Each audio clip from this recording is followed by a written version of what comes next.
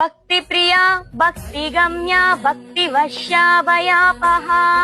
భక్తి గమ్య, భక్తితో నిత్యము ఆవిడను పూజించే వారి వైపే ఆవిడ గమిస్తూ చెలిస్తూ ఉంటుంది.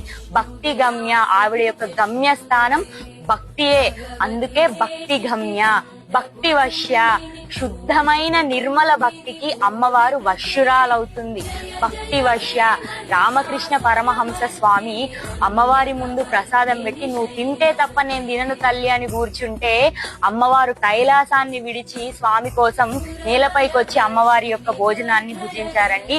అమ్మవారు భక్తి వశ్య, భక్తికి ఆవిడ వశ్యురాలవుతుంది. అలాగే భయాపహ, భక్తి ప్రియ, అమ్మవారికి భక్తి అంటే ఇష్టం.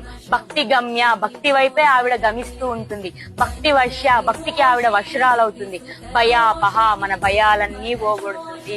భక్తుడైన వాడు, నిజమైన భక్తి గురించి తెలుసుకున్నవాడు, ఏ కోరిక లేకుండా నిర్మలమైన శుద్ధ భక్తితో అమ్మవారిని పూజించేవాడు దేనికి భయపడడు. అటువంటి భయాలన్నీ అమ్మవారు తీసేస్తుంది.